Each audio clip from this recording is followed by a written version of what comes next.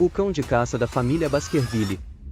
Eu fui severamente injustiçado por minha família, acusado de um crime que eu não cometi. Eles me levaram à sentença final sem ao menos me ouvir. Fui marcado como traidor e executado, mas agora eu voltei a 40 anos no passado e terei minha vingança contra aqueles que me injustiçaram. E aí, seus malandrinhos, tudo bem com vocês? Desculpa pelo vídeo passado, a voz estava só o pó, o serviço tá complicado. Mas enfim, trouxe a obra nova aqui pra vocês. É nova só aqui no canal, né? Porque ela já saiu faz tempo, só que é top demais, velho. Então, se você gostar dela, deixa o like, se inscreva no canal e bora pro vídeo. O cão de caça da família Baskerville, Vicker Van Baskerville. Esse cão de caça, que dedicou toda a sua vida ao seu pai e à sua família, foi falsamente acusado de conspirar com os demônios, e o destino que ele enfrentou foi a guilhotina. Enquanto esperava sua morte, ele jurou que se pudesse viver de novo, ele não viveria mais como um cão raivoso caçando lebres. Então, vemos uma visão do que parece ser um berço e muitos bebês chorando em volta. Então o protagonista pensa: hã? Que lugar é esse? Meu corpo, ele tá tão pesado e tem algo fazendo barulho aqui. Não me diga que esse é o inferno? Então vemos Mansão Baskerville e está no berçário com vários bebês chorando. Então chega um homem e diz: vermes insignificantes. Então nos é apresentado patriarca da família Baskerville, Hugo Le Baskerville. Então ele diz: nenhum deles aqui parece ser útil. Pelo jeito dessa vez só tivemos lixos. Só que então ele se surpreende com algo. Diz o quê? Então ele olha para o nosso protagonista e diz: pelo menos um desses vermes é menos barulhento que os demais, não é mesmo?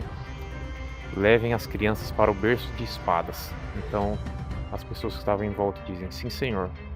Então o prota pensa: o principal culpado pela minha incriminação e execução, Hugo Le Baskerville. Então ele pensa: nossa, mas Hugo parece estar mais jovem. Então agora eu tenho certeza. Eu, Vicker Van Baskerville, voltei à era de quando eu era criança. E essa era a vida que eu tinha antes de me tornar um cão de caça. Por ter nascido como um filho ilegítimo da família, eu não recebi a melhor das criações. Os cães de caça precisam aprender a serem fiéis às suas obrigações. Assassinato, espionagem, emboscadas, etc. Eu tive que lidar com todos os tipos de atos ruins. Tudo para que os Baskerville pudessem ser a melhor entre as 7 grandes famílias. O motivo da minha lealdade era simples. Eu só queria receber o reconhecimento do Hugo e da família. Os portões do mundo demoníaco foram abertos há 10 anos. A longa luta contra os demônios acabou com a vitória da humanidade. E a recompensa dada ao fiel cão de caça que dedicou toda a sua vida pela família foi o abate. Motivo pelo qual eu fui executado. Foi porque eu era um cão de caça que sabia demais. Não quero mais viver uma vida como aquela. O que eu quero agora é vingança. Mas não tem nada que eu possa fazer nesse corpo de um recém-nascido. Mas ser transferido para o berço das espadas vai ser uma ótima oportunidade para ficar mais forte. E agora, o que eu mais preciso é ficar mais forte. Então nos é apresentado o berço das espadas. Uma das provações às quais os filhos dos Baskerville precisam passar. As crianças são jogadas em um labirinto de espadas e têm sua coragem testada enquanto vão em direção ao rio Estige. O rio Estige é o lendário rio que deixa o corpo de uma criança tão resistente quanto o aço. Contudo, o número de crianças que podem se beneficiar desse efeito é limitado. Na tentativa de chegar ao rio Estige primeiro, na minha antiga vida, era preciso sair da barreira ao redor do berço das espadas. Mas eu acabei sendo ultrapassado pelos meus irmãos. Mas dessa vez vai ser diferente. A bênção do rio Estige será só minha.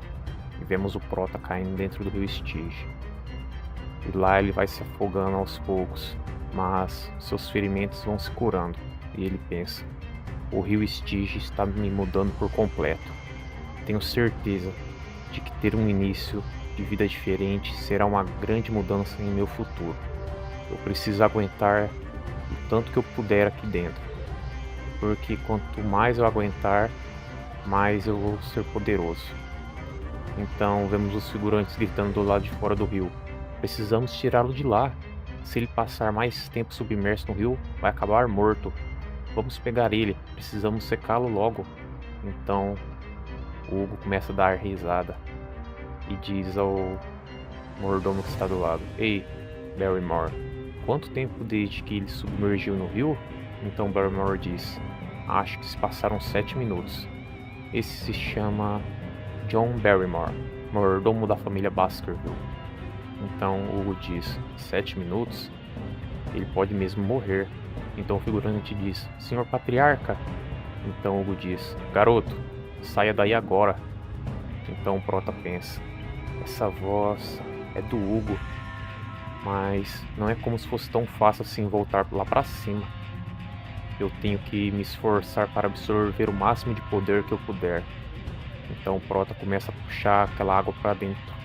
Então ele não aguenta mais. Então o Prota pensa: preciso me acalmar, ficar calmo e resistir, aguentar o máximo que eu puder aqui dentro. Só que então vemos alguém o tirando de dentro, e esse alguém era Hugo. Então Hugo diz: olha só para ele. Não satisfeito em só mergulhar no rio Estige, você também bebeu a água dele? Então, em tão pouco tempo, seus dentes até cresceram. Qual é o nome dessa criança, Barrymore? Então o mordomo responde: Vicker Van Baskerville. Então Hugo diz: Vicker, parece que um filho ganancioso nasceu em nossa família. Então Prota pensa: pode me amar o quanto quiser, Hugo. Por enquanto, eu preciso afiar as minhas presas, para que algum dia eu possa morder e rasgar o seu pescoço e sumir com os Baskerville da história. Eu, Vicker Van Baskerville, farei isso com minhas próprias mãos. Eu, um filho ilegítimo de Hugo Le Baskerville, Vicker Van Baskerville. Aos 8 anos, ele era um gênio para o mundo, mas apenas um membro medíocre para sua família. Aos 20 anos, ele era o principal em missões de assassinatos, reconhecimento e subjugação.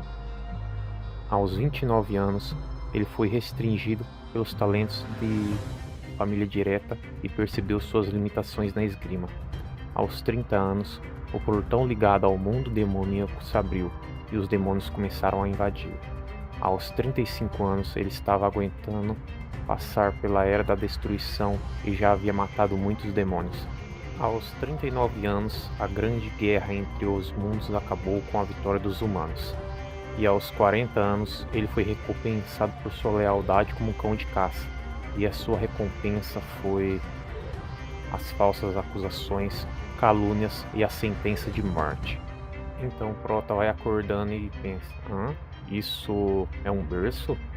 Isso significa que eu consegui passar pelo rio Estige.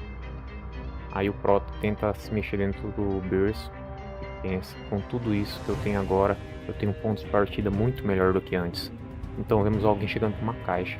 Então o Prota pensa: senhora? Aí fala: por que alguém ia colocar isso no berço do jovem Vicker? Então o Prota pensa: senhora? Então ele diz: ninguém dá-lhe algo por ser um filho legítimo. Então vemos aquela caixa dentro do berço e ela vai se abrindo. O Prota pensa: isso é mamba sangrenta? Daí o Prota morre. Não, né, gente? Ele não morre, senão ia ter Mauá pra gente acompanhar. O Prota diz: não me diga que colocaram 2 serpentes raras só pra me assassinar. Não há muitas mulheres entre os Baskerville que seriam chamadas de senhora. Isso claramente está sendo feito para reduzir o número de competidores na linhagem.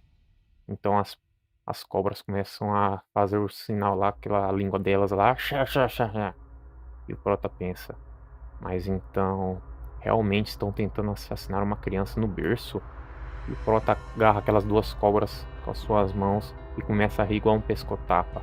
E diz, como esperado dos Baskerville. No episódio passado, alguém tinha colocado 2 cobras no berço do Prota.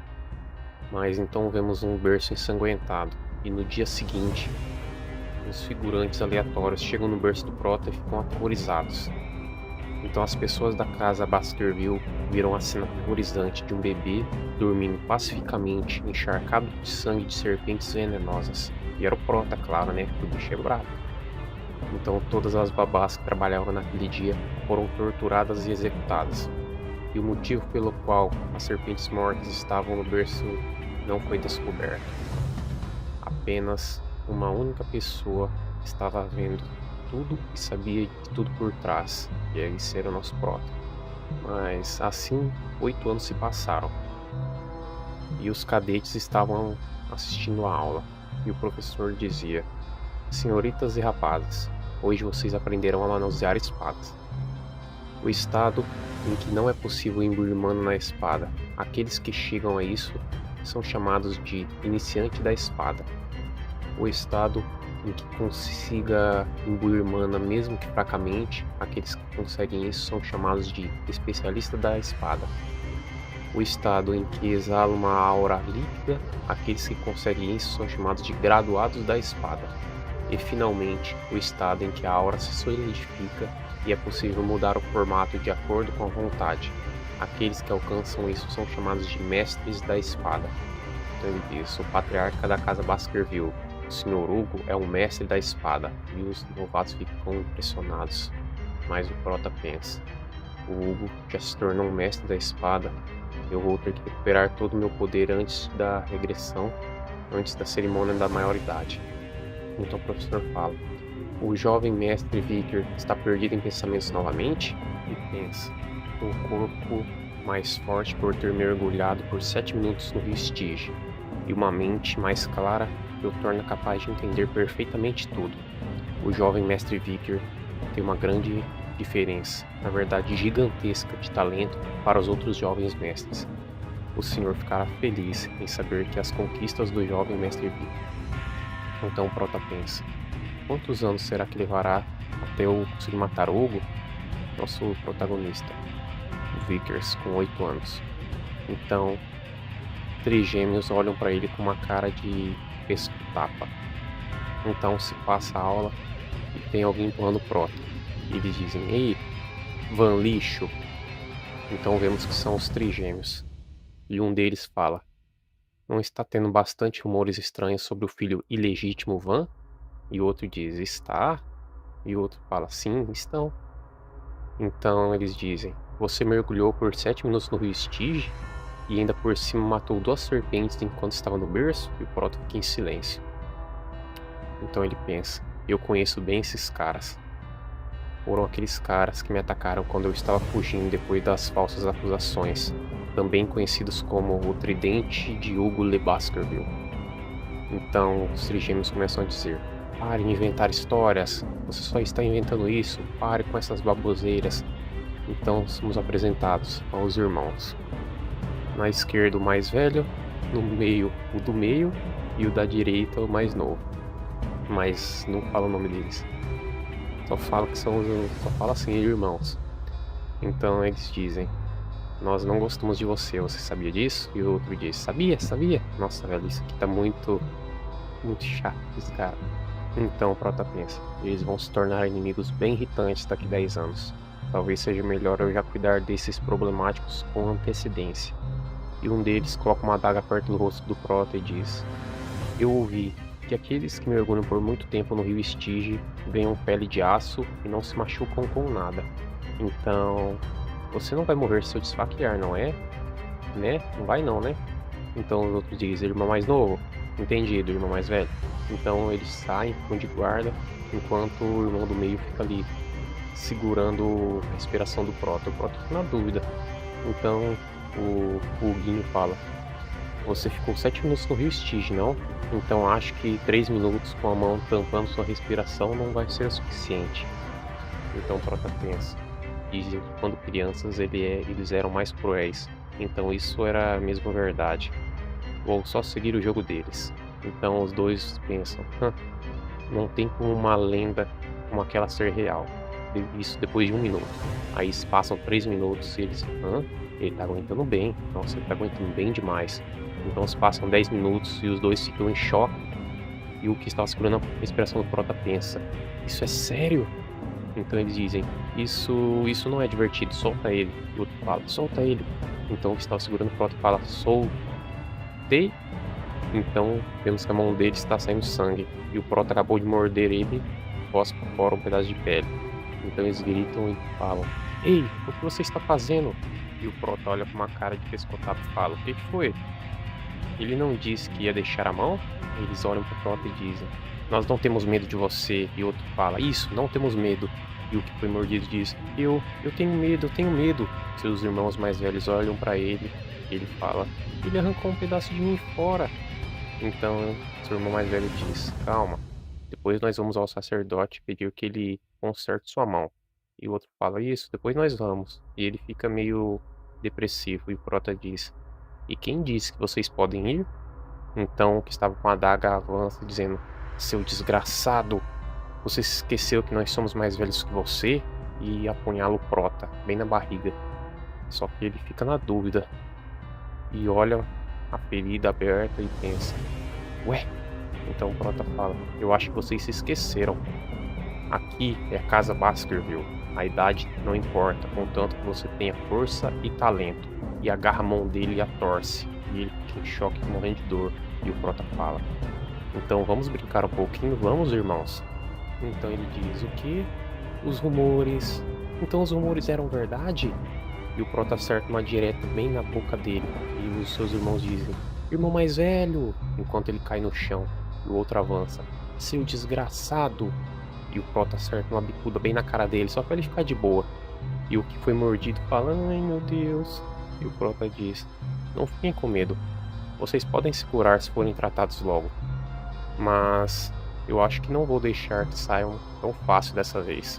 E pega a adaga no chão e diz: e nesse ritmo vocês acabarão aleijados pelo resto da vida.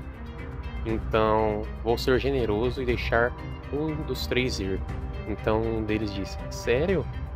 Aí ele fala: qual de nós você vai liberar? Então os três ficam morrendo de medo, afinal acabaram de dar uma surra, nem conseguiram relar nele. O Prota diz: são vocês que escolhem, e joga a adaga no chão. Isso significava que eles teriam que escolher quem ia sair, e não seria de um jeito bom.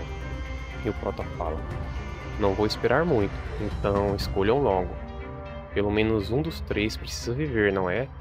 E pega e sai, e deixam os três ali pensativos, um olha pro outro, e eles começam a brigar entre si. E o Prota pensa, e com isso o tridente dos Baskerville colapsou sobre si mesmo. Então é mudado de cena e vemos Barrymore, o mordomo. Patriarca, houve outro conflito com o clã Morg, nas minas de Rubi. O clã Morg está dizendo que a mina fica no território deles. Então o Patriarca diz: teremos oportunidades de discutir isso com eles em breve. O clã Morg virá até nós. De qualquer forma, tem mais alguma coisa para falar?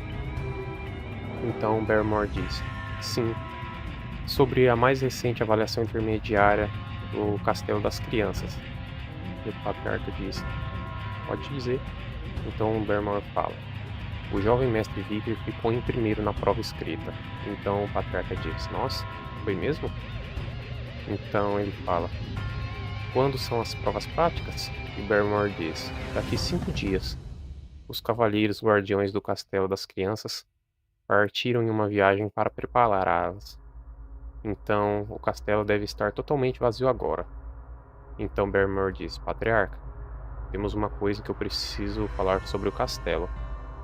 Houve uma briga grande entre os jovens mestres recentemente. Então o Patriarca diz: hã? Uma briga?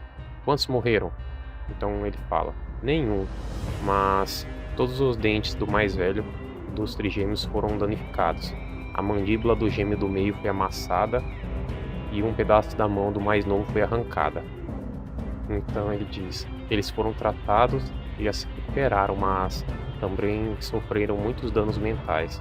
E o Patriarca diz: eles não eram os próximos? Então duvido que eles tenham tido uma briga interna. Então Barrymore diz: eles na verdade brigaram com um dos outros irmãos. A pessoa que os deixou naquele estado foi um irmão 1 ano mais novo que os 3. O jovem mestre que ficou em primeiro lugar na prova escrita que acabei de falar foi o mestre Vicker. Então Hugo fica surpreso. Então vemos o Prota chegando ao escritório de Hugo. Então Hugo fala: "Você cresceu bastante, hein, Vicker?" E o Prota fala: "Boa tarde, patriarca." Então Hugo fala: "É, patriarca, realmente, eu sou mesmo, né? Fiquei sabendo que você feriu os trigêmeos na classe avançada." E o Prota fala: "É, mas eu fiquei sabendo que eles receberam um tratamento médico, não foi?" Então Hugo fala: "Eu não estava falando dos danos físicos, mas sim como você feriu os corações deles. Desde aquele dia, eles começaram a comer separadamente e pararam de se falar. O ataque triplo deles era uma obra de arte, mas por sua causa, agora eles estão separados." E o Prota fica quietinho. Então o Hugo fala: "Você não acha que fez algo de errado?" Então o Prota diz: "Errado? O que eu poderia ter feito de errado?" Então o Hugo fala: "Você deixou seus irmãos mais velhos naquele estado." Então o Prota, com uma cara de pesco-tapa, fala: "Mas eu sou mais forte que ele. Então, como alguém mais forte poderia cometer um erro?" Então Barrymore fica suando frio e Hugo diz: "Seus irmãos vieram até aqui antes de você e bondosamente te perdoaram. Você não sente nenhuma culpa mesmo?" E o Prota diz: "Me perdoaram?" Então ele vê uma recordação na cabeça do Prota. "Me lembro de uma época em minha vida passada. A última filha de um clã que sucumbiu perante os Baskerville veio falar diretamente com Hugo. Ela, que havia se tornado uma freira depois de todos aqueles anos, veio dizer que o perdoava. Então Hugo, depois de ouvir aquilo, Hugo respondeu que..." Então o Prota fala: "Acredito que o perdão não é nada mais que a desculpa dos fracos que não podem se vingar." Então o Hugo fica com um olhar de pesco-tapa, sorri e diz: "Força é justiça. Também significa que ser fraco é um pecado. Parece que você entende bem o lema da família Baskerville." Então o Hugo, todo sorridente, diz: "Barrymore." Então ele diz: "Sim, patriarca. Vá com ele até o armazém e dê comidas e dê ao Vicker tudo aquilo que ele desejar. Mas não seja ganancioso demais. Dê somente o que ele puder carregar." Então o Prota diz: "Então vou poder comer chocolate? Muito obrigado, patriarca." E os dois saem da sala. E o Hugo diz: "Filho, você saia bem nas próximas provas, hein?" E o Prota fica nervoso e o completa: "E não perca a ninguém da família principal." Então o Prota fica em choque e diz: "Sim, patriarca." Então vemos que eles chegaram até o armazém e o Barrymore diz: "Esse é um chocolate que as jovens garotas do clã Morgue gostam. É um produto da mais alta qualidade, que adquirimos com muita dificuldade." Então o Prota diz: "Não preciso de nada processado." Então Barrymore fala: "Hã?" E o Prota completa: "Quero só as sementes de cacau. Elas têm um sabor bem forte." E o Barrymore diz: "Está falando das sementes não processadas?" Então vemos as sementes. Então o Prota pega e coloca uma na boca. E um dos chefes diz: "Essas são as sementes sangrentas. Um tipo de semente de cacau com um sabor bem forte. Cada grão é o bastante para fazer 100 litros de chocolate." Então o Prota termina de morder com uma cara meio nojo. Afinal é bem amargo. E o Barrymore diz: "Não posso acreditar que ele está comendo aqueles grãos tão amargos e puro ainda. Ele deve amar mesmo o sabor de chocolate." Jovem mestre Vicker, ele está levando em consideração as palavras do patriarca, de só levar o que puder carregar. Por isso, ele pensou nesse método de comer tanto chocolate quanto pudesse dentro dos perímetros do armazém. Que rapaz esperto. Então o chefe fala: "Jovem mestre, quer que a levemos para o seu quarto depois de serem processadas?" E o Prota fala: "Não preciso processá-las. Eu vou levar assim mesmo." Então o chefe fala: "Hã?" E o Barrymore pensa: "Ele tem mesmo uma personalidade única, hein?" Vicker não queria os chocolates para comê-lo. O propósito desses grãos se revelaria em breve, na prova prática que aconteceria em 5 dias. Então o Prota pensa e diz: "Quando esse dia chegar, um incidente sem precedentes assolará os Baskerville." O clã Baskerville era chamado de Clã dos Berserkers pelo mundo inteiro. As suas crianças, nascidas lá, tinham que passar por um difícil programa de educação. Elas tinham que escalar montanhas como treino de resistência logo depois de aprenderem a andar, e o descanso não era permitido fora dos horários designados. Na hora de dormir, eles teriam que dormir junto com o cadáver de uma criatura demoníaca, ou junto de uma criatura demoníaca bebê, para que fossem capazes de se adaptar ao terrível ambiente. Assim que este período acabasse e eles completassem 8 anos, os jovens cães de caça enfrentaram avaliações extremamente horríveis e difíceis, e por isso que o clã Baskerville começou a ser chamado de Clã dos Berserkers. Então, vemos a avaliação prática, teste de sobrevivência.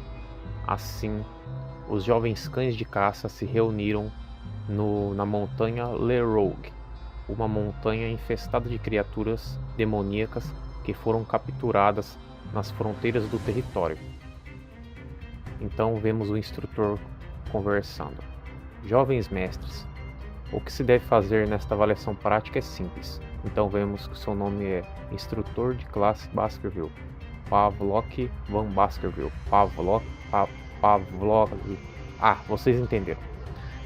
Sobrevivam aqui por um mês e caçem fortes criaturas demoníacas. Vocês só precisam ter essas únicas duas coisas em mente. Vocês serão recompensados com 10 pontos se conseguirem salvar a vida de alguém, 30 pontos se salvarem a vida de alguém sem sofrer ferimentos graves, 50 pontos por sobreviver eliminando outro jovem mestre, 70 pontos por criaturas demoníacas e sobreviver, e 90 pontos se cumprirem todas as condições faladas de antemão. Além disso, um broche foi entregue a cada um de vocês. Roubar o broche de outras pessoas resultará em pontuação extra, e 0 pontos se você morrer. E se não tem como conseguir 100 pontos, espero que todos vocês mantenham os ensinamentos do Sr. Hugo em mente. Abaixar a guarda resultará em morte imediata. E aconselho que não deixem a área restrita, já que a montanha Lerrogue há muitas áreas perigosas que não foram exploradas ainda.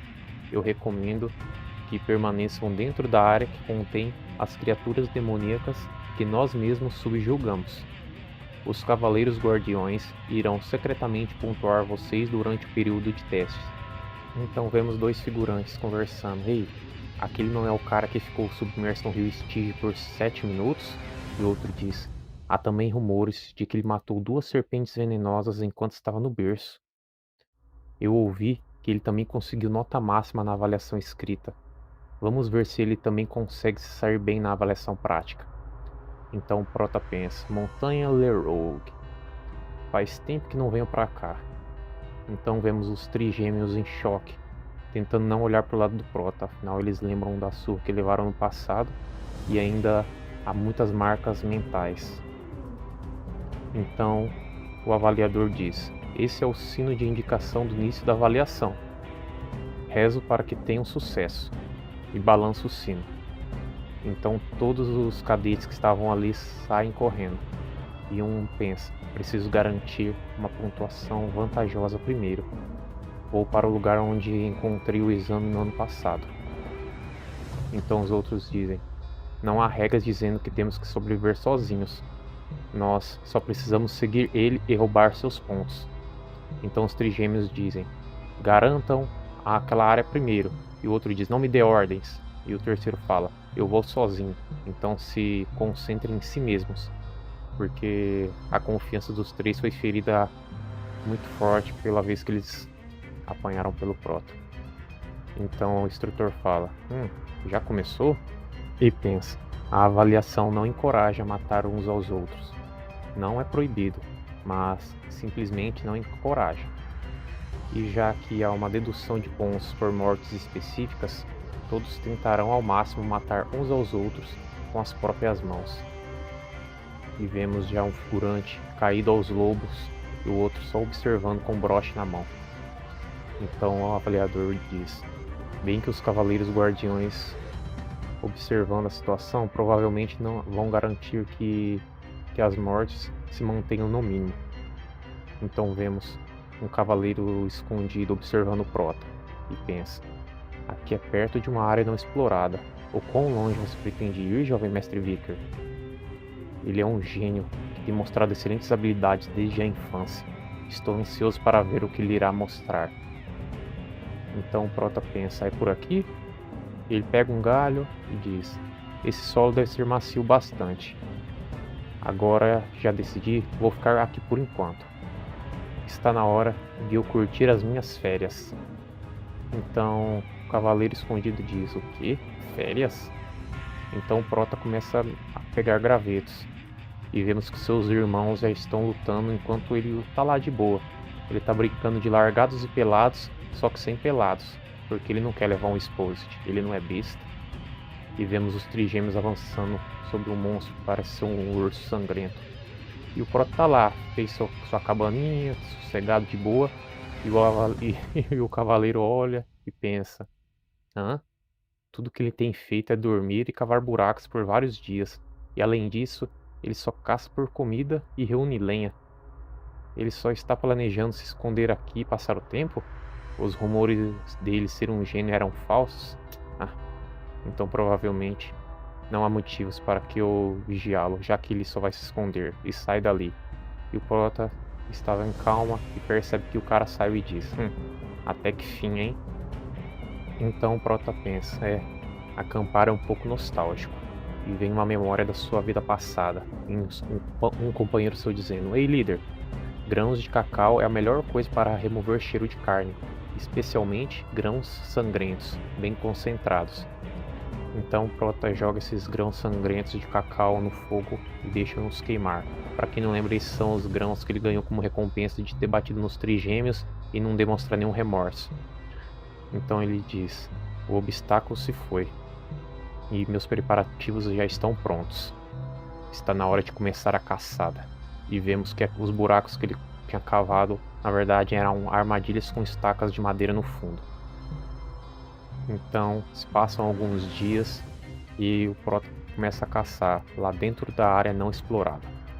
E ele diz, além daqui, é uma área que não foi explorada ainda. Então, estas partes são basicamente o meu jardim de quando eu era um batedor.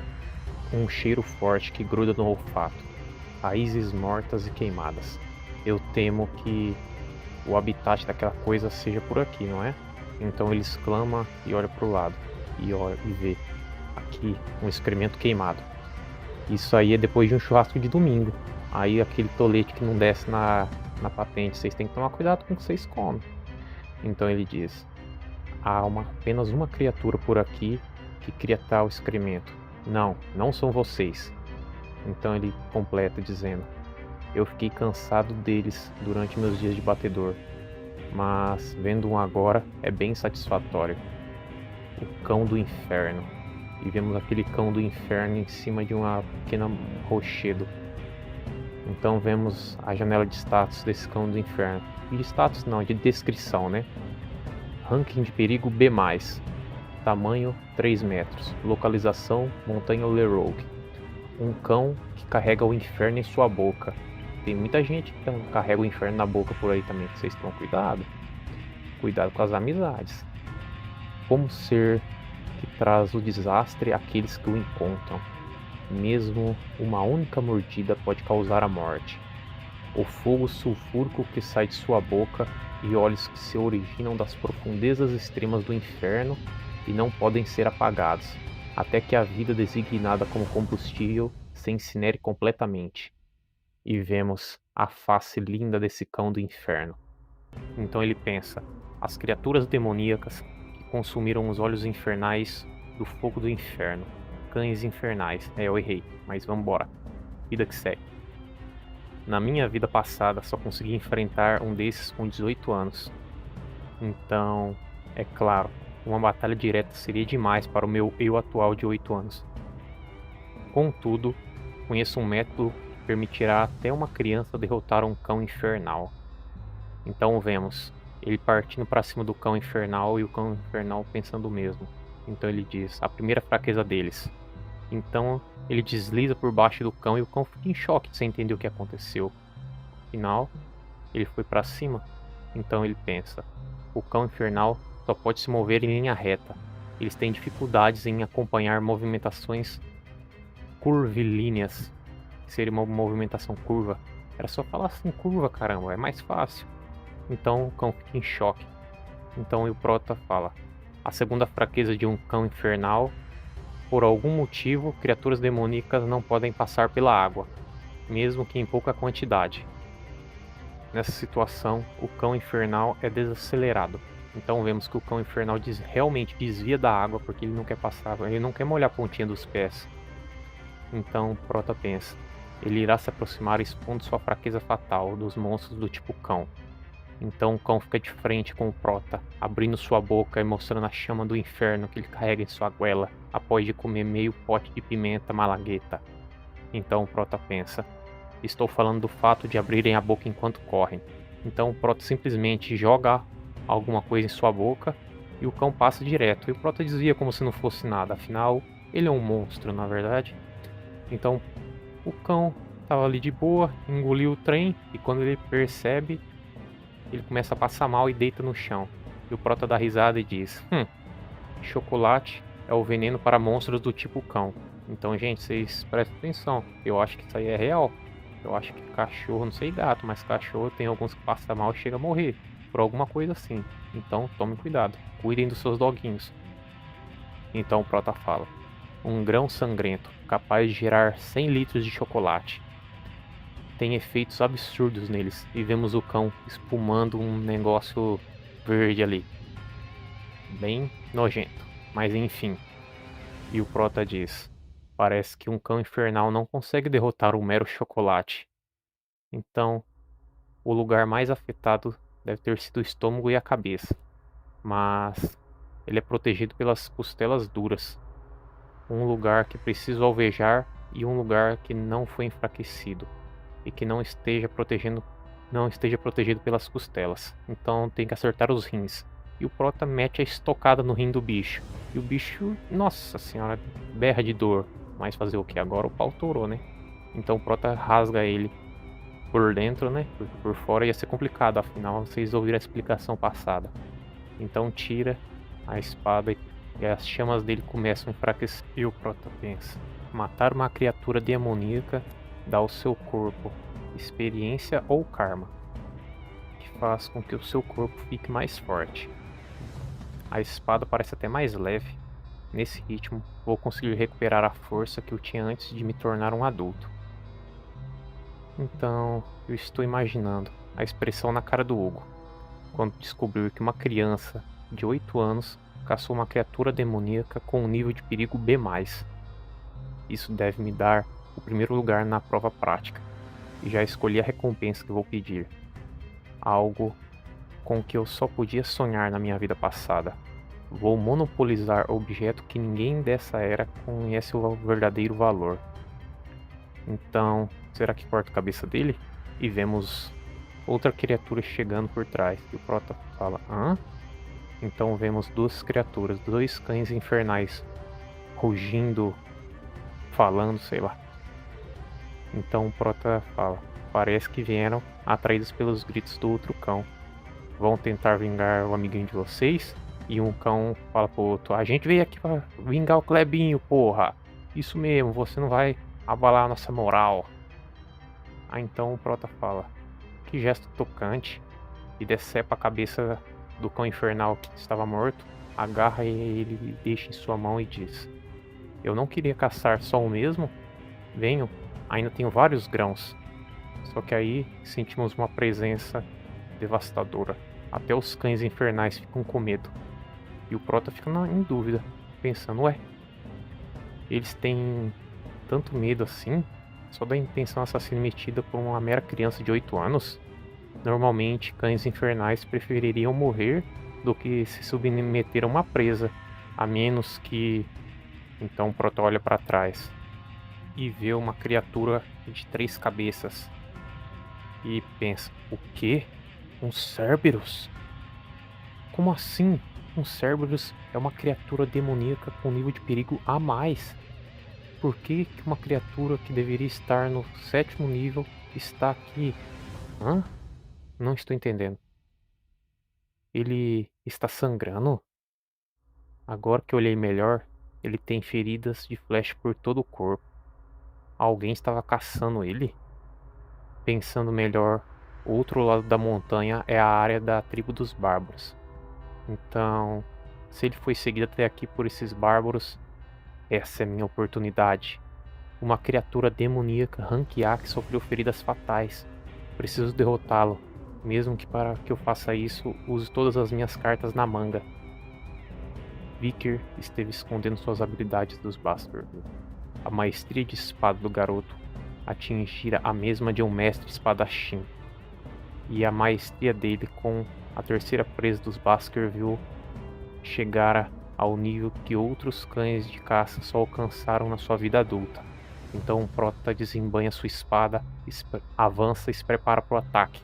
Então o Prota continua e desfere um ataque em uma das cabeças dos Cerberus, enquanto a outra cabeça tenta mordê-lo, mas ele desvia habilmente. Então pensa, eu posso conseguir. Tenho certeza que eu posso derrotar um Cerberus ferido. Então ele pensa, na minha vida passada, durante a guerra contra os demônios, as técnicas de esgrima que eu demonstrei foram polidas ao ponto de que eu não performava movimentos desnecessários ao matar um oponente. E além disso, eu tinha um corpo que foi fortalecido pelo rio Stygia. Então, as armas que o Vicker tinha eram mais do que o suficientes para danificar um Cerberus ferido. E ele continuou desferindo vários ataques rápidos nas 3 cabeças do Cerberus. Mas então o Cerberus se irrita e ele fala, não, eu pensei que eu causaria dano. Só que o Cerberus avança sobre ele e o quebra sua espada. Então ele fala, no momento de descuido, eu dei ao Cerberus uma abertura para usar suas garras. E o Prota é jogado para longe, acertando suas costas em uma árvore e tossindo sangue. Afinal, o impacto foi muito forte. E aparece a janela de descrição do Cerberus. Cerberus. Nível de perigo a mais. Tamanho 7 metros. Localização 7ª área do Monte Lerogue, H. Lenor. Apelido de Cão Vigia do Inferno. Não tem interesse nas almas que entram no inferno, mas assim que uma alma tenta sair, rasga em pedaços. Mora na parte mais profunda do inferno, o lugar onde todas as almas acabam chegando, e é considerado o mais forte dos monstros do tipo cão. Quem não lembra, no episódio passado, o Cerberus tinha arremessado o Prota contra uma árvore e ele tinha cuspido bastante sangue. Então o Prota pensa, droga, eu perdi a consciência por algum tempo, por ter tomado o ataque dos Cerberus de frente. Meu braço esquerdo está doendo muito. Será que ele foi rasgado? Então ele olha pro braço e vê que realmente o braço dele tinha sido rasgado.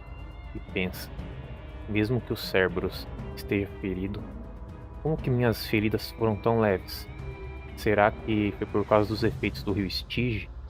Valeu, rio Stygia, você foi fera demais. Então o Cerberus avança pra cima do Prota com tudo e o Prota desvia no último instante.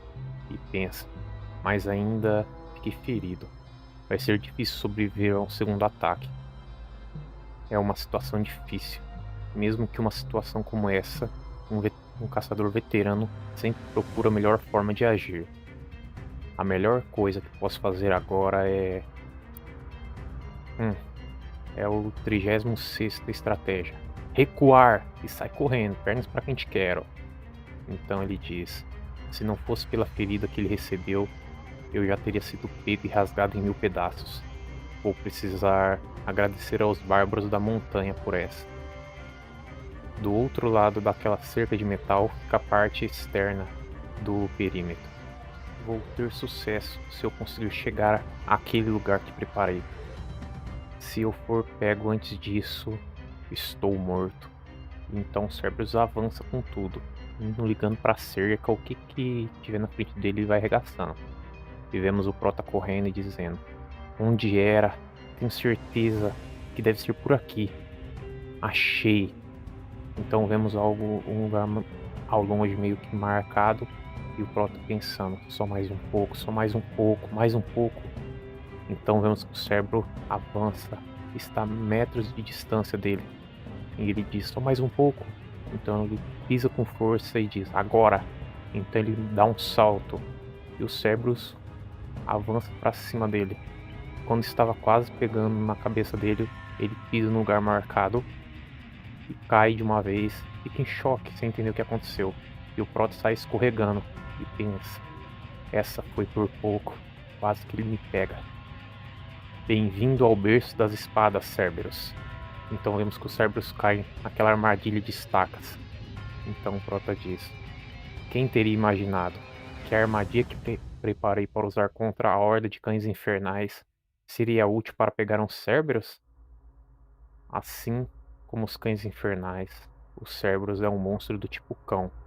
O extrato do grão sangrento que espalhei no topo das lanças deve ser como um veneno para ele.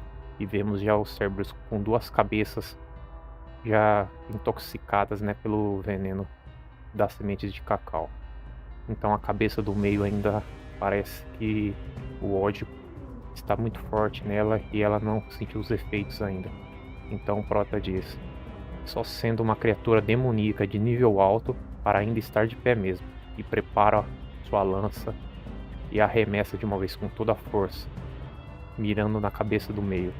Então a cabeça do meio urra de ódio, sei lá, urra, late, não sei. Então o Prota começa a contar: 1, 2. Então o Cerberus sai de dentro daquela alcova e vai caminhando em direção ao Prota. E o Prota continua: 3, 4, 5, 6. E o Cerberus com a cabeça do meio já está de frente ao Prota. E ele fala: 7. Então o Cerberus não aguenta e sente os efeitos do veneno. E o Prota diz: até que fim caiu. Exatamente 7 passos. Os rumores eram verdadeiros. A lança de madeira que acabei de arremessar era um pouco diferente das outras. É difícil de andar depois de 7 passos de morrer, mas uma lança embebida com veneno de mamba sangrenta foi o suficiente. Então ele diz: foi bom eu ter conseguido aquilo quando eu era mais jovem. Quando ele diz ter conseguido isso quando era mais jovem, foi naquela época que ele era um bebê e aquela mulher colocou aquelas 2 cobras para tentar matar ele. Só que ele as dominou com muita perícia, né? Então desde então ele guardou aquele veneno. Mas que caralho, né? Um bebezinho. Não, beleza, né? Então ele diz: estou sentindo a energia dos Cerberus. Parece que todas as 3 cabeças finalmente morreram. E vemos aquela energia em direção ao corpo do Prota. Além do mais, como eu vou levar ele comigo? A causa da morte dele vai ser clara. Então, talvez os cavaleiros guardiões que me viram afiar minha lança testemunharam a meu favor. Mas, antes disso, tem uma coisa que eu preciso fazer. Cerberus é um monstro guardião que tem o hábito de proteger seu território. Com certeza tem uma masmorra aqui por perto, que está sendo defendida por ele. Então vemos aquela masmorra. Um espaço estranho que guarda tesouros, mas também pode ser habitado por criaturas demoníacas poderosas. Então, Prota pensa: agora que o guardião desapareceu, as chances de a masmorra estar vazia são altas. E ele começa a passar bosta nele. Ah, credo, ceboso. Ah, não. Se eu me cobrir com o cheiro de Cerberus, devo conseguir evitar confronto com a maioria das criaturas demoníacas. Mas para mim isso ainda parece bosta. Mas sei lá, se ele socou a mão dentro do Cerberus e começou a passar o resto das entranhas dele, ah, sei lá. Nojento. Terra seca, folhas podres e raízes. As pegadas e a baba que ele deixou para trás. Vou seguir esses rastros de volta até o lar dele e ver no que dá. Então o Proto caminha um pouco e diz: finalmente encontrei. É essa a masmorra dos Cerberus. Me lembro de ter vindo aqui em minha vida passada. Ela só seria descoberta daqui 10 anos, mas o interior estava vazio. Mas agora é diferente. Coberta com um cheiro de corrupção, consigo sentir a mana exalar por cada parede desse lugar. Tenho certeza que ela ainda não foi concluída. A luz não vai até lá no fundo. Parece que é mais fundo do que eu pensei. Finalmente. Então ele grita: estou ansioso para descobrir os tesouros que me esperam aqui. Então Prota acaba de entrar na caverna que seria a casa dos Cerberus e diz: Há veias de minerais de rubi nessa área.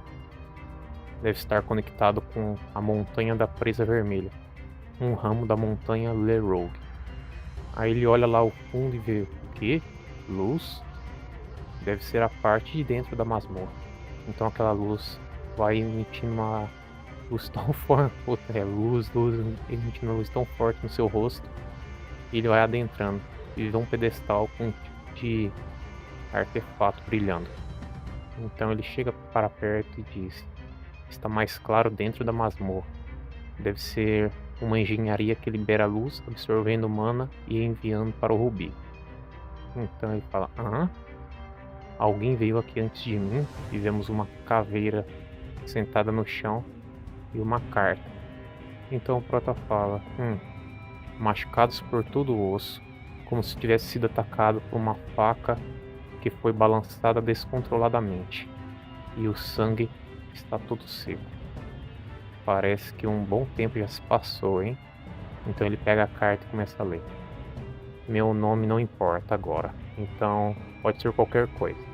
Eu vou me chamar de Caim.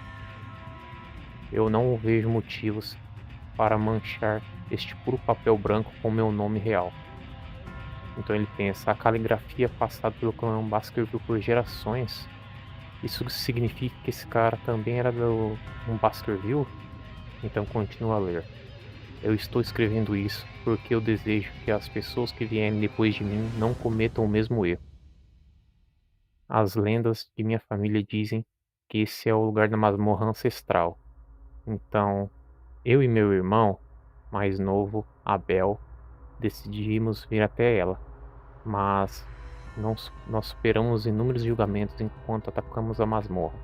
Nós matamos miríades de monstros e chegamos até esta câmara de pedra.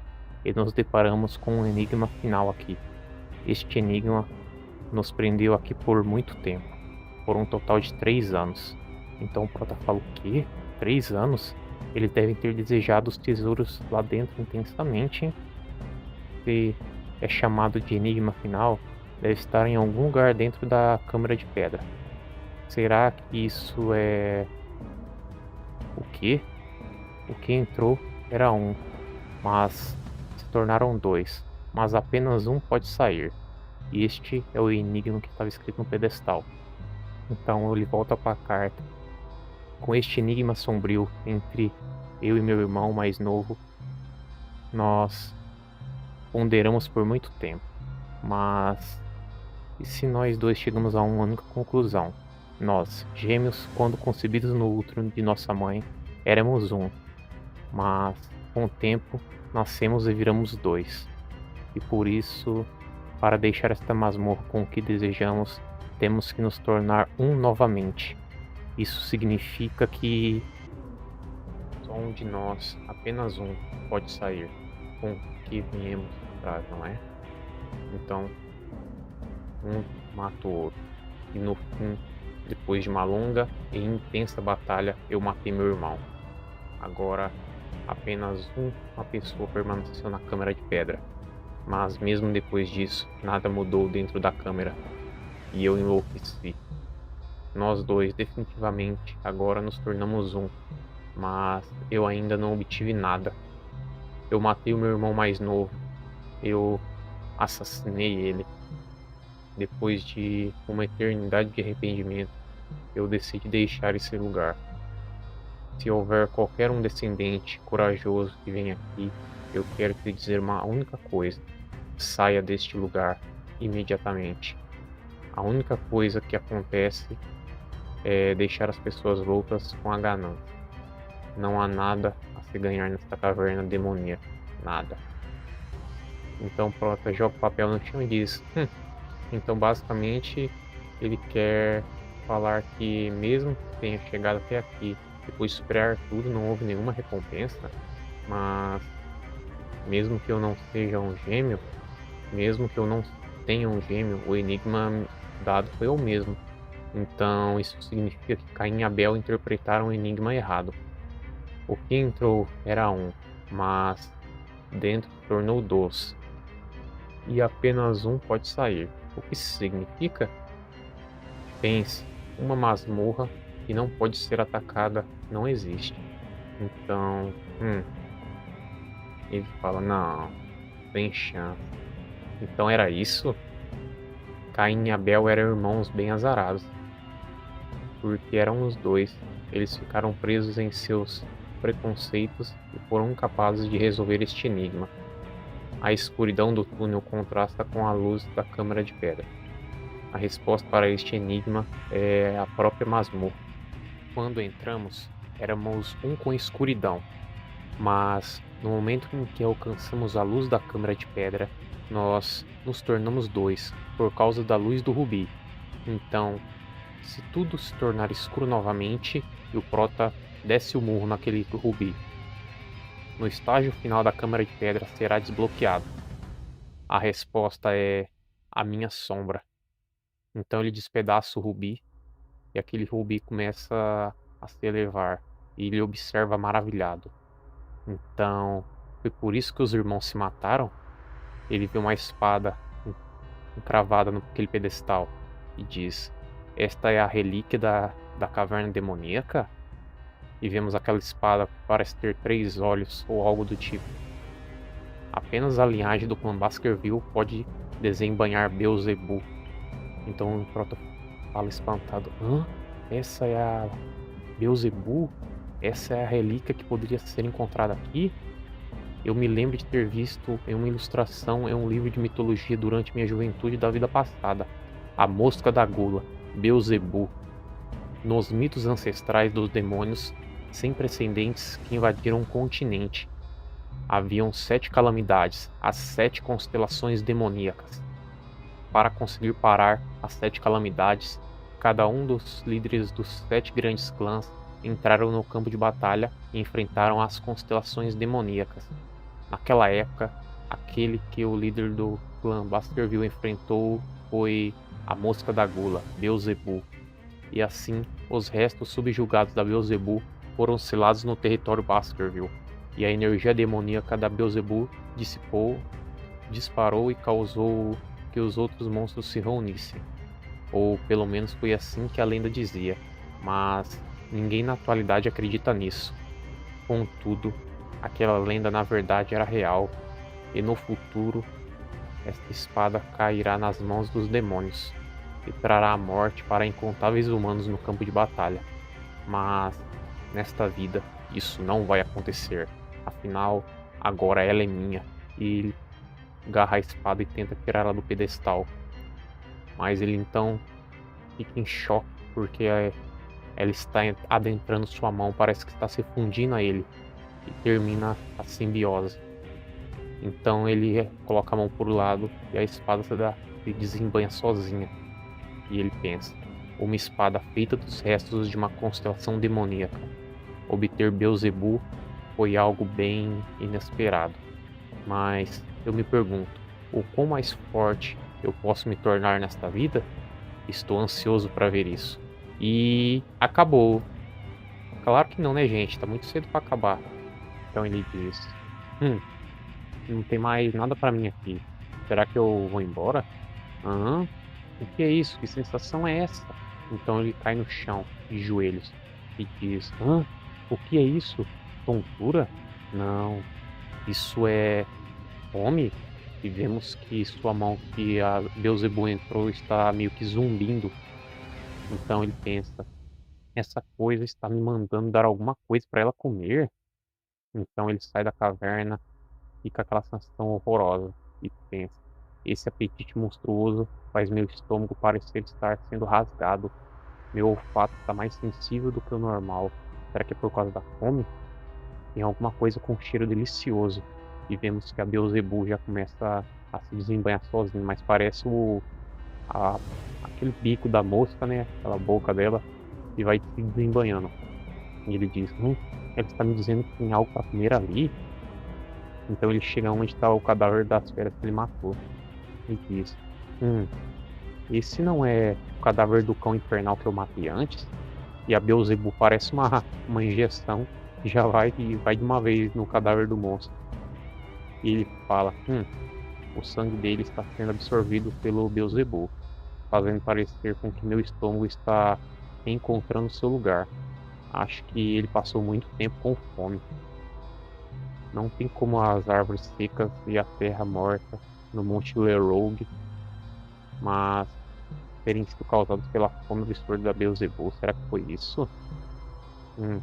Quanta comida teria que dar para essa coisa se saciar? Então ela zumbi de novo e para de chupar o bicho. E aparece os status. A mosca gulosa Beelzebub. Espaço 1, hemorragia de cão infernal. B+. Espaço 2 e 3, vazios. E o prota pensa, essa é a habilidade única da Beelzebub? Interessante. A mosca Beelzebub, a mosca gulosa. Era sábio que ela tinha a capacidade de tomar a habilidade dos seus oponentes para si. Ela podia praticamente absorver um número infinito de habilidades. E aqueles que tinham suas habilidades absorvidas acabavam sendo destruídos. Mas acho que esses 3, o máximo de habilidades que eu posso absorver por ser apenas um cadáver. Hemorragia de cão infernal, habilidade que faz até o menor dos arranhões expelir uma quantidade absurda de sangue. Espera, eu posso roubar habilidades? Então ele olha para o cadáver do Cerberus.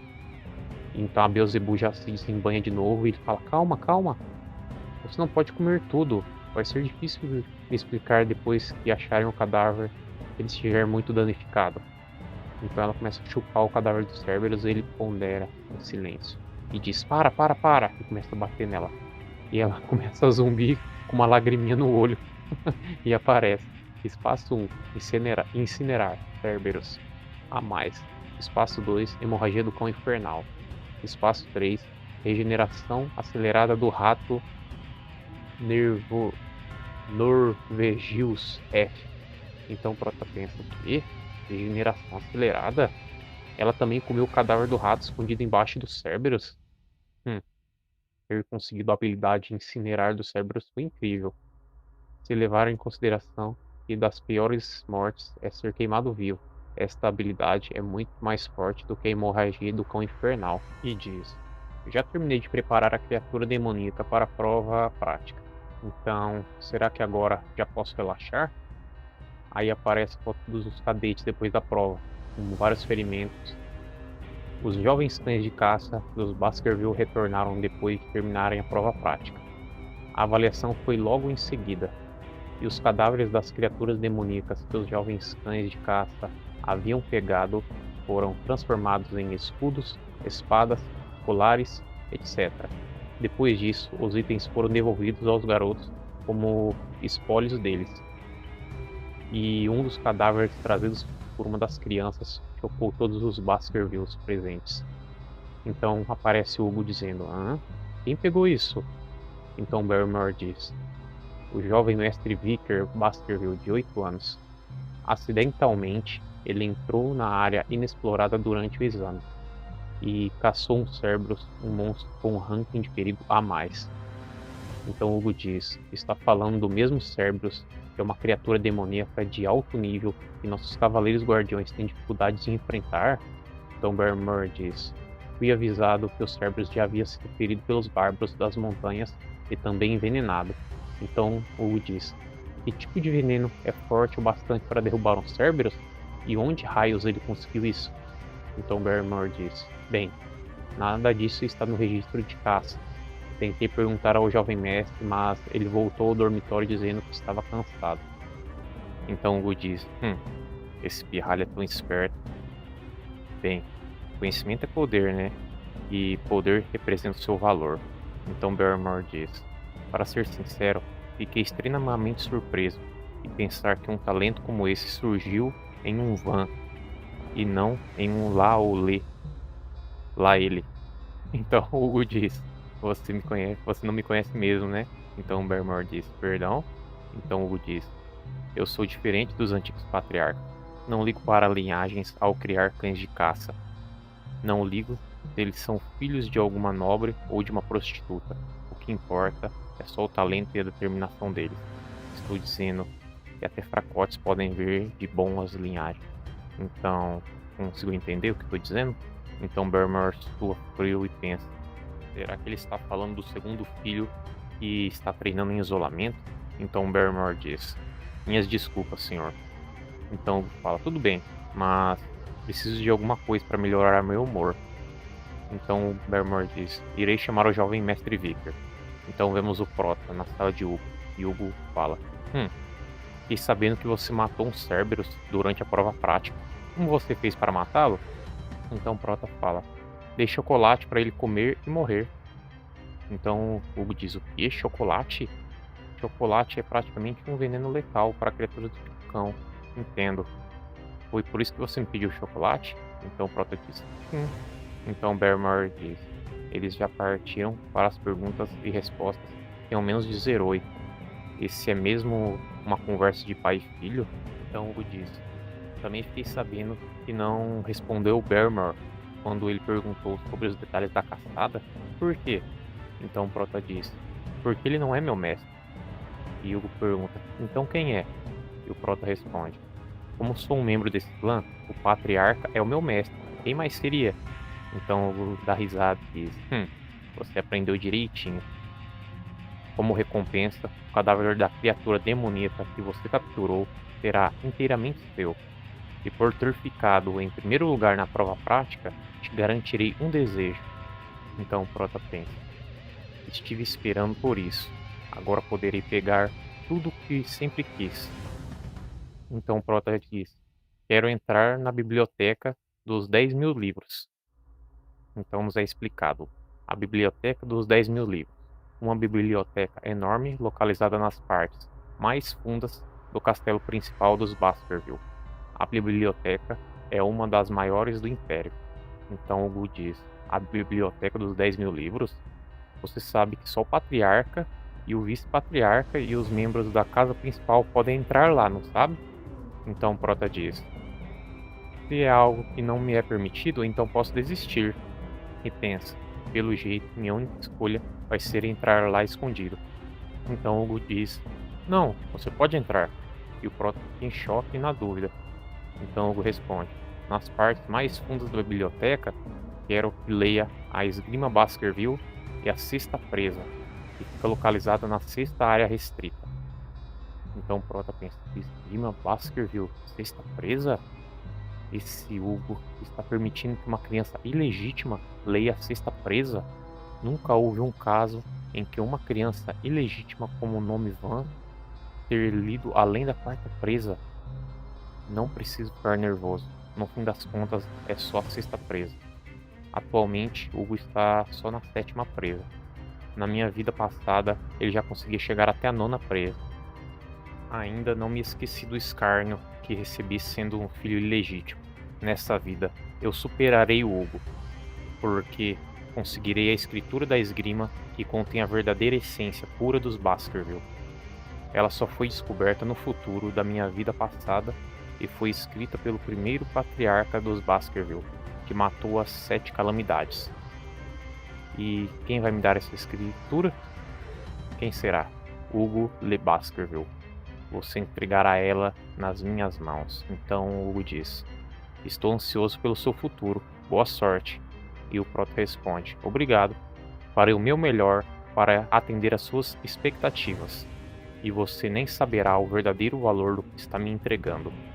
Então vemos 2 guardas protegendo a entrada de algum lugar e alguém chegando. E vemos que esse alguém é o Prota.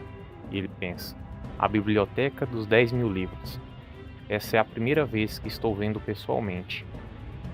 Esgrima do corte incisivo, esgrima de esmagar molares, esgrima do esfaquear canino, esgrima abissal do empalamento duplo, esgrima da sabedoria adormecida, a esgrima de todos os tipos de esgrima que eu queria aprender antes da regressão estão aqui.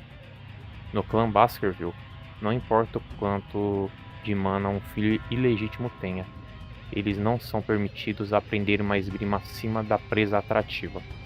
É uma regra dentro do clã, para que os peões, com o futuro de ser um cão de caça, não virarem as garras para seus descendentes diretos, que se tornarão os mestres. Então ele chega a um lugar e pensa, é isso. E pensar que iria surgir uma esgrima de sexta presa para mim. Nunca sonharia que isso aconteceria. nem em 1 milhão de anos na minha vida passada. Bem, tenho certeza de que Hugo só deixou porque pensou que seria impossível para uma criança de 8 anos memorizar tudo em um dia. Mas, antes da minha regressão, eu estudei a teoria atrás das técnicas de esgrima da primeira até a quarta garra como um louco. Então, eu cheguei ao ponto de que eu consegui adivinhar corretamente a teoria por trás da quinta garra que eu nunca consegui aprender. Aqui eles estão falando garra, mas eu acho que é erro de tradução, porque devia ser presa, né? Mas enfim, depois de conquistar a quarta presa, eu tive que quebrar o fluxo de mana uma vez. Por isso não consegui chegar à quinta presa, a esgrima de Baskerville. Cada nível é definido por presas. Então, o nível 1 é uma presa, o nível 2 são 2 presas. É caracterizado pela aura carmesim da lâmina quando você expõe as garras. Não ligo para a sexta presa. Tenho um objetivo diferente aqui hoje. O que eu quero é um nível ainda maior. Então os guardas falam: hã? Jovem mestre Vicker? Você já está indo? As escrituras da esgrima estão lá atrás. Se estiver saindo para pegar algo que esqueceu, nós buscamos para você. E o prota diz: não, eu já acabei por aqui. Aí eles falam: hã? Já? Você pode ler mais antes de ir, não precisa ter pressa. E o prota diz: pretendo só dar uma lida por cima de umas outras escrituras antes de sair. Então podem me ignorar e seguir com seu trabalho. Então o prota vai em direção a uma escada. E um dos guardas diz: não é para ter nada além de escrituras variadas e misturadas por ali. Se fosse eu estaria lendo as que estão mais para dentro. Ele não sabe o valor delas por ser novo, talvez? E o prota pensa: deixa eles pensar o que quiserem.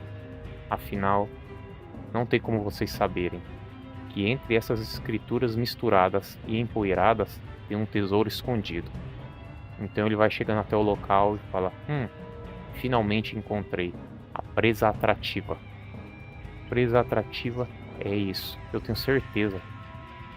É uma escritura básica para a primeira presa que nem mesmo as crianças do clã Baskerville leem. Pelas páginas do meio estarem todas cortadas, não é uma surpresa que esteja classificada como uma escritura qualquer. Mas eu sei o verdadeiro valor desse livro.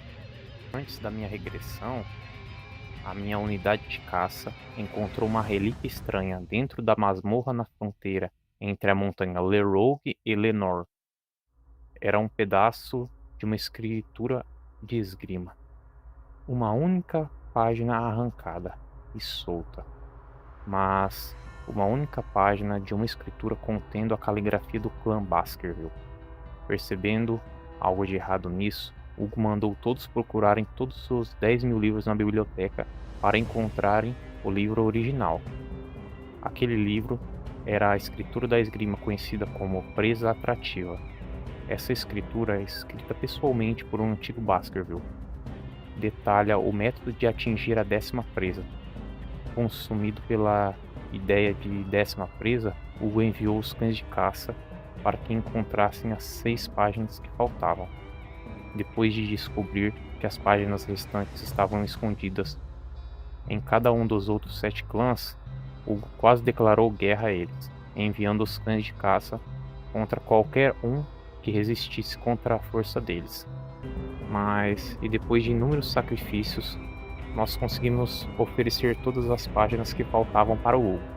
E a recompensa por tudo isso foi: bom trabalho. Apenas isso que lhe disse. Então, que vida inútil. E graças àquilo, Hugo conseguiu superar a 7ª presa e progrediu até a 9ª, depois de utilizar o sangue e corpo dos cães de caça como combustível. Isso não vai acontecer dessa vez.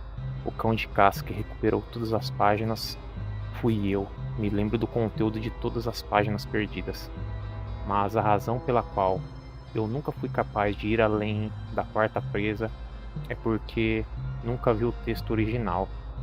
Então o prota começa a ler. O primeiro passo da 10ª presa é similar à essência à primeira. A partir do momento que você demonstra agressão enquanto desembanha sua espada e desenha um arco, todos os caminhos terminam com a mesma limitação. Então o Prota diz: é claro, a maioria das pessoas trataria esse livro como um lixo cheio de bobagem, mas assim que se coloca as páginas perdidas de volta no lugar, o conteúdo que parece uma fantasia pretensiosa vira um quebra-cabeça que se transforma em uma pintura incrível. Antes da minha regressão, eu estava no nível da 4ª presa e era um graduado de alto ranking em aura.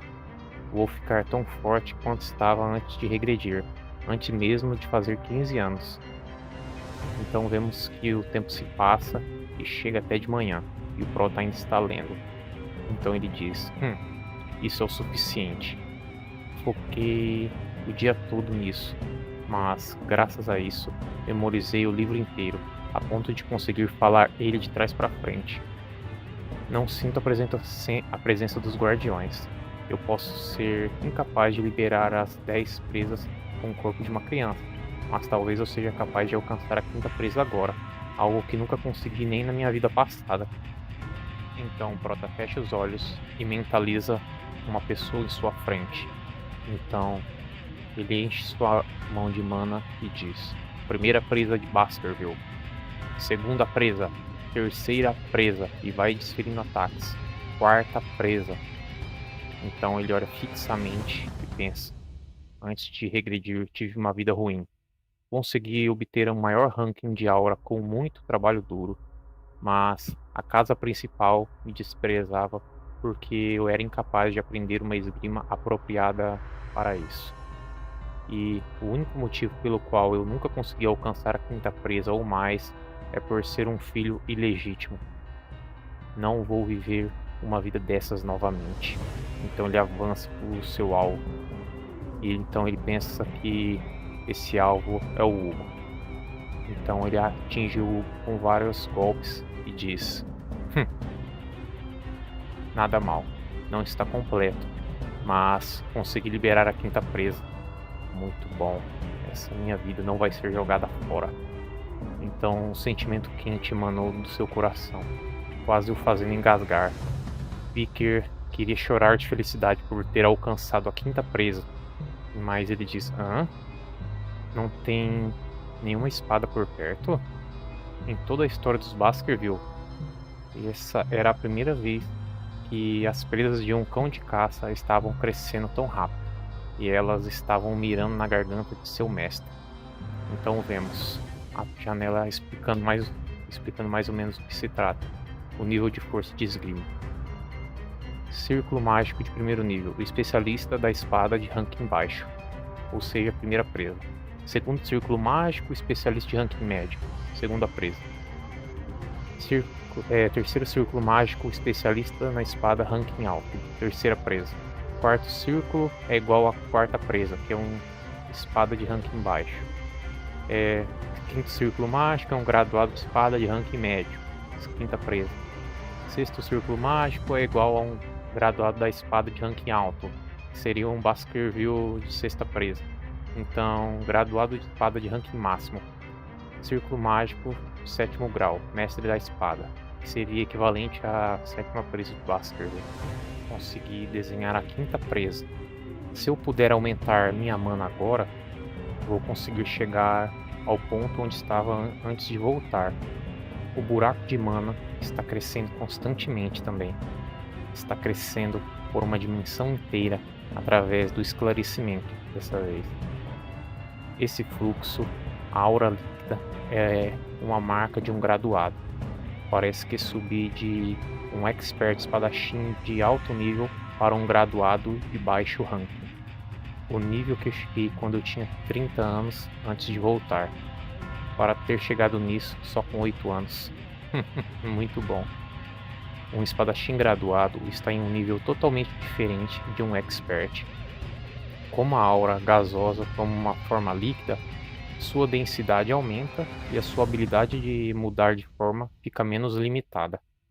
Também obtive uma esgrima melhor do que eu usava na minha vida anterior. Uma que não pare só na 5ª forma, que pode chegar até a 10ª forma. Uma que tem um potencial infinito. O canino de esfolar, que aprendi antes, me permitia ficar mais forte, mais rápido, mas os limites do seu crescimento eram bem claros. Comparado a isso, a presa atrativa é a esgrima perfeita, que une o ataque e a defesa, e não tem limite de crescimento. Se eu me concentrar, vou conseguir até enfrentar um graduado de nível intermediário. Vou tomar uma chance de 100% de sucesso se for um assassinato, 50% se for um ataque frontal. O problema é quanto devo revelar ao Hugo. A quantia de força que eu revelar não pode ser de mais ou de menos. Tenho que colocar o suficiente de expectativa nele para poder continuar a usufruir dos benefícios. Então vemos que ele coloca um tipo de lente para pegar os raios do sol e começar a queimar aquele livro. Então ele olha e começa a sorrir e pensa: com isso, a chance do Hugo e de seus cães de caça chegarem à 10ª presa já era. Isso é tudo tirando eu, claro, né? Mas então chegaram os guardas, eles dizem: hã? Que cheiro é esse? E o Prota fica em choque e diz: ah, foi eu. Então eles falam: jovem mestre Vicker, o que você fez? Então ele diz: ah, me desculpem, acabei queimando um livro porque fui descuidado, deixando o vidro magnificente nele. Se eu precisar relatar, vou falar ao mordomo eu mesmo. Então os guardas dizem: meu Deus, jovem mestre, não precisa se preocupar, não precisa nem se desculpar por isso. Isso é a nossa culpa por conta de deixar você por conta própria, sendo que ainda é apenas um jovem mestre. Além disso, é um alívio que apenas alguns livros foram queimados. Então Prota disse: sim, eram todos comuns. E os cavaleiros não estão ocupados com o conflito com a família Mog pela mina de Rubi, não devem estar com tempo de prestar atenção a todos os problemas como esse. Talvez seja melhor considerarmos que isso nunca aconteceu. Então um deles diz: se o jovem mestre puder fazer vista grossa, bem... Então Prota fala: então vamos manter isso em segredo entre nós. Vocês devem estar bem ocupados. Desculpe por tomar seu tempo, viu?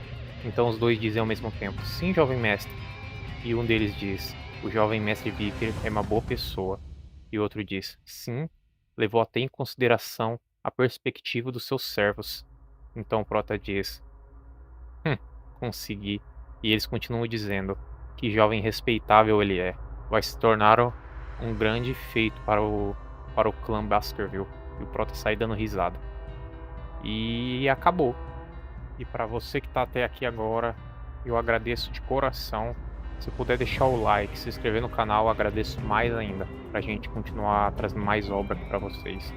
Então, obrigado e até a próxima. Valeu!